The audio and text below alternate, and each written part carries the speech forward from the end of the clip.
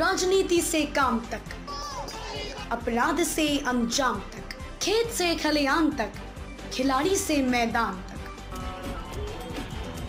सितारों से आसमान तक, हर खबर पर होगी हमारी नजर। पल पल बदलती देश और दुनिया की खबर पाइए सिर्फ इंडिया टाइम 24 पर। सुबह हमारी, बात आपकी।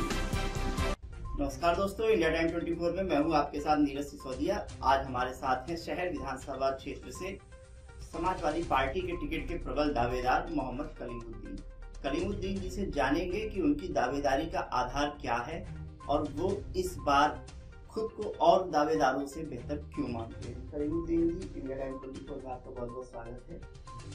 आपने टिकट के लिए दावेदारी की है 124 शहर विधानसभा सीट से समाजवादी पार्टी से। क्या आधार है, क्यों लगता है आपको कि इस सीट पर इस बार मुस्लिम उम्मीदवार उतारा जाना चाहिए, जबकि हमेशा से इस सीट पर हिंदू उतारा जाता है? दरअसल शहर विधानसभा में टोटल वोट जो है वो 4,38,000 वोट है। इसका अगर 41% की बात की जाए तो 41% यहाँ पर मुस्लिम वोट है। मुस्लिम वोट मतलब 1,78,000 मुस्लिम वोट है। तो हमें ऐसा लगता है, क्योंकि मैं समाजवादी पार्टी का दावेदार हूँ, तो मुझे लगता है कि यहाँ पर मुस्लिम कैंडिडेट को उतारा जाना चाहिए। इतना मुस्लिम वोट होने के बाद मुसलमान अगर कैंडिडेट रहेगा तो ज्यादा फायदा हो सकता है पार्टी के लिए। आपको ये नहीं लगता कि अगर यहाँ से मुस्लिम कैंडिडेट उतारा जाएगा तो मुस्लिम चुनाव हो जाएगा? नहीं, ऐसा तो नहीं है। अब वो चीजें खत्म हो चुकी हैं। अब लोग जो बीजेपी गवर्नमेंट है उससे इतने परेशान आ चुके हैं। अब ऐसा नहीं होगा। अब समाजवादी के साथ बहुत वोट जुड़ चुका है। हर पार्टी का वोट, हिंदू, मुस्लिम, सिख, ईसाई, सभी लोग समाजवादी पार्टी की तरफ देख रहे हैं। अब समाजवादी पार्टी को हर हाल में हर कौम, हर कास्ट वोट देगी। आप कितने समय से तैयारी कर रहे हैं? पार्टी में कब आना हुआ? दरअसल मैं समाजवादी माइंडेड हूँ। मैं बचपन से ही समाजवादी पार्टी का फॉलोवर रहा। समाजवादी पार्टी के लिए मैंने काम किया, लेकिन मैं चुनाव की तैयारी पिछले 2 साल से लगातार कर रहा हूँ। आप सोशल मीडिया या तमाम चीजों से देखा होगा मैं आप लोगों ने कि मैं विधानसभा में जाकर समाजवादी पार्टी के लिए काम किया है और मैंने चुनाव की तैयारी की है। क्या काम किया आपने पिछले 2 साल में? जो सबसे इम्पोर्टेंट काम है, जैसे कि कोरोना काल रहा, पहला कोरोना काल हो या दूसरा कोरोना काल हो, मैंने दोनों कोरोना काल में जनता के बीच पहुंचकर जनता की जो मदद की है वो पूरे बरेली में किसी से छिपा नहीं है। चाहे पहला कोरोना काल रहा हो, उसमें राशन पहुंचाने का काम रहा हो, फाइनेंशियल किसी को दिक्कत रही हो, उन्हें पैसे देने का काम रहा हो। पहले कोरोना काल में कम से कम 5,000 परिवारों को राशन पहुंचाया था। दूसरे कोरोना काल जो अभी आया था उसमें और भी ज्यादा दिक्कतें रही, जैसे ऑक्सीजन सिलेंडर रहा, उसमें मैंने ऑक्सीजन सिलेंडर पर काम किया। जिसे जरूरत थी मैंने ऑक्सीजन सिलेंडर पहुंचाने का काम किया। कम से कम 50 मरीज ऐसे होंगे जिनके अस्पताल के बिल मैंने अपनी जेब से भरे हैं। इस पर मैंने काम किया है। इसके अलावा पार्टी की लिए जो काम करना था, जैसे कि कोई मोहल्लों में जाकर बोर्ड बनवाना, सभाएं करना, समाजवादी का पैगाम पहुंचाना, माननीय अखिलेश यादव जी का पैगाम पहुंचाना, इस पर मैंने 1.5-2 साल में बहुत वर्क किया है। हिंदुओं का वोट आप कैसे हासिल करेंगे? हिंदुओं का वोट पहुंच है?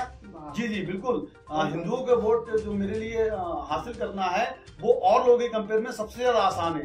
दरअसल अब तक मैंने 8 से 10,000 बच्चे शहर विधानसभा के नॉन मुस्लिम पढ़ाए हैं। मैं उनके घर जाकर उनसे मिलकर जो बात करूंगा, मिलूंगा, तो मैं वो परिवारों के वोट बहुत आसानी से हासिल कर सकता हूं। इसके अलावा वाल्मीकि समाज जो है वो लगभग 80% कलीम के साथ है। उस पर मैं वोट होगा वाल्मीकि समाज का शहर में 15 से 20,000 वोट लगभग एक जो राजनीति होती है, विधानसभा चुनाव जो होता है वो एक सियासी गणित पर जीता जाता है। आपका सियासी गणित क्या है जिस पर आप चुनाव जीत सकते? सियासी गणित सबसे बड़ी ताकत जो मेरी है वो, देखिए, मुस्लिम वोट तो मिल ही रहा है। मुस्लिम वोट मिल रहा है, वो मुझे भी मिलेगा, और को मिलेगा, सबको मिलेगा। मुस्लिम वोट तो मिल रहा है। इसके अलावा जो मेरी ताकत है वो नॉन मुस्लिम वोट है।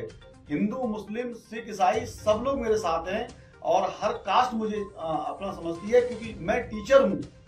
इस नाते मैंने बच्चों के साथ अच्छा काम किया है, उन्हें पढ़ाया है, डॉक्टर बनाने का काम किया है, इसलिए मेरे साथ सब समाज के लोग जुड़े हैं। तो ऐसे तो कोई भी टीचर खड़ा हो जाएगा जिसके स्कूल स्कूल में 10,000 बच्चे पढ़ते, 15,000 बच्चे, वो लाखों बच्चों को पढ़ा चुका है, तो हर टीचर भी विधायक नहीं बन जाता। लेकिन मेरा काम यहाँ पर अलग तरीके का है। जैसे मेरे यहाँ जो बच्चा पढ़ने आता है, हमारे यहाँ 72,000 या 80,000 जो भी फीस है, कोई भी गार्जियन आता है वो अपनी बात कहता है, मैं उसका पूरा सम्मान रखता हूँ। अगर वो फीस को लेकर कहता है मैं फीस के लिए भी कम कर देता हूँ, इसके अलावा वो इंस्टॉलमेंट बढ़ाने के लिए कहता है, वो काम करता हूँ। मैंने आज तक किसी को की है कभी निराश नहीं भेजा है, फ्री में पढ़ाया है कभी किसी का? मेरा एक टारगेट रहता है कि मैं 100 बच्चे हर साल फ्री पढ़ाता हूँ। ये पूरे बरेली में चर्चा का विषय है कि मैं 100 बच्चे हर साल फ्री पढ़ाता हूँ। किन परिवारों के होते हैं वो परिवार, जैसे मैं हमारी टीम जो है वो उस पर वर्क करती है, सिलेक्ट करती है। जो फाइनेंशियल दिक्कत है, जिन्हें परेशानी है,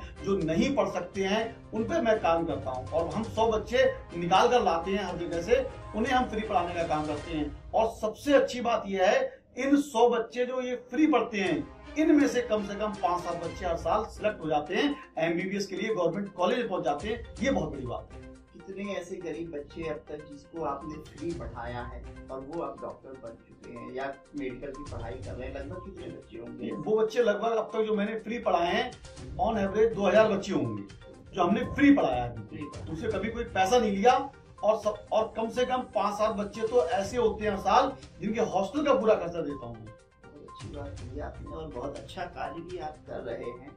और भी दावेदार हैं, डॉक्टर हरीश बेग साहब हैं, राजेश अग्रवाल जी हैं, महेश पांडे जी हैं। तो इन दावेदारों से आप खुद को बेहतर कहाँ पर पाते हैं? कौन सा ऐसा पॉइंट है कि समाजवादी पार्टी को उनकी जगह आपको प्राथमिकता दी जानी चाहिए? नहीं, वैसे तो देखो, मैं किसी पर कोई पर्सनल बात नहीं कर सकता, लेकिन फिर भी मैं आपके चैनल के माध्यम से कुछ बातें कहना चाहूँगा। जैसे कि बेहतर होना ना होना अलग बात है, लेकिन हमने 2 साल में जो मेहनत की है, जो काम किया है, जो समाज में पहुंचकर काम किया है, कम से कम मैंने 2 साल के अंदर 50 से लेकर 80 सभाएं की हैं अलग अलग मोहल्लों में जाकर।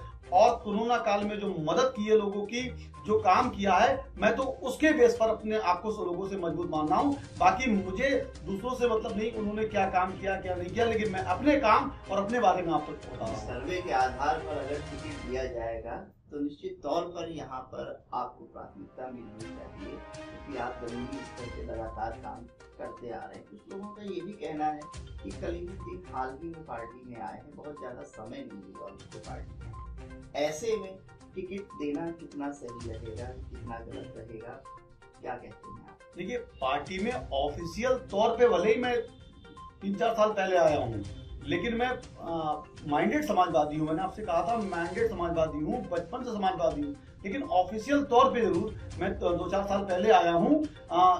ये तो बात कोई इस बात का तो कोई मतलब भी नहीं है यहाँ पर। खैर, लेकिन मैं समाजवादी पार्टी के लिए काम कर रहा हूँ, समाजवादी पार्टी के लिए काम कर रहा हूँ। और इससे भी ज्यादा एक बात बहुत इंपॉर्टेंट है, मैं आपसे कह देना चाहता हूँ कि पार्टी जिसे भी टिकट देगी, चाहे वो मैं हूं या दूसरा हूं, मैं उसे तन मन धन से लड़ाने का काम करूंगा। चाहे कैंडिडेट कोई भी हो, मुझे समाजवादी पार्टी का फैसला मंजूर है, माननीय अखिलेश यादव जी का फैसला मंजूर है। वो कैंडिडेट कोई भी हो, मैं उसे जिताने में पूरी ताकत लगा दूंगा। बहुत अच्छी बात कही आपने। और एक पार्टी के लिए समर्पित कार्यकर्ताओं की ही आवश्यकता होती है। खास तौर पे समाजवादी पार्टी इस समय विपक्ष में है और उसे आपके तरह ऐसे कैंडिडेट्स की जरूरत है जो जमीनी स्तर पर काम करें और पार्टी के लिए काम करें, ना कि अपने स्वार्थ के लिए काम करें। उम्मीद करते हैं आपकी दावेदारी पर पार्टी विचार करेगी, गंभीरता से विचार करेगी। और इंडिया टाइम 24 को अपना कीमती समय देने के लिए, हमसे बातचीत करने के लिए बहुत बहुत शुक्रिया।